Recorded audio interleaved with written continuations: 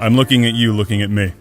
The review of Seaquest for Atari 2600 is now live at ClassicGameRoom.com. You play a yellow submarine that shoots sharks and enemy submarines in an attempt to rescue divers and collect gold. It's a really good game. Seaquest.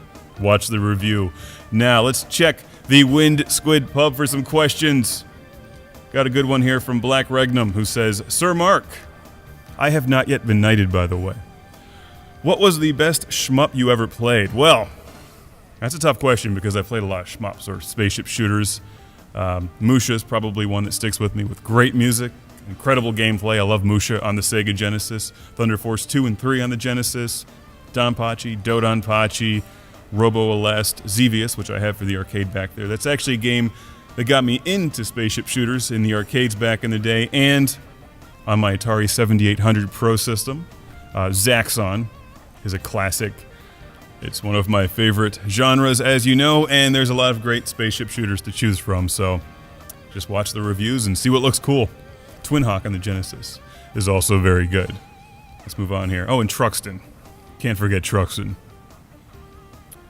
PlayStation 2 versus the Dreamcast, asked by Energy, who I think is... Let me check the CGR Elite page here. I think Energy is number 1 on the CGR Elite list. Yes.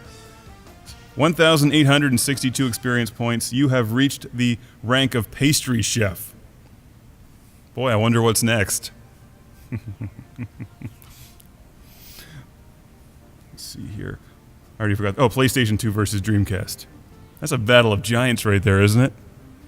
I mean, they're both excellent game systems. I love the Dreamcast, but I also really like the PlayStation 2, so... Well, I think the cool factor would probably go Dreamcast, and the obvious cult factor. The PlayStation 2 is a dynamite game system with a huge software library, so... I don't know, you know what? They're both pretty cheap. Just buy them both. Let's see, Dreamcast Indie releases 2014, some more info from the Red Fox. I can tell you right now I have my copy of Redux on the way for the Dreamcast. History of the Magic El Camino, also asked by Energy. Well, which is sitting right over there, the El Camino, 72 El Camino, that we bought because, you know, who doesn't need an El Camino? What makes it magic? Magic. Also, it can fly through space. And let's go with one more question here. What game would you create if you were a game designer, Mark? Asked by Pekka.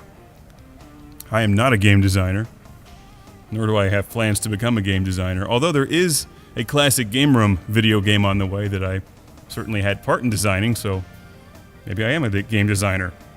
You'll see what it is, though. Space Car. Polar Vectrex for the Vectrex is a great choice from JT the Ninja. Good idea. What game would you create if you were a game designer? Well, Truxton 3, maybe? Magic El Camino Challenge, where you fly an El Camino through space and blow things up with flamethrowers while launching beer cans at enemies. Sounds pretty much like a game I would make and enjoy. See you next time at ClassicGameRoom.com. El Camino Challenge. I love that. On the Vectrex. Gotta get on that.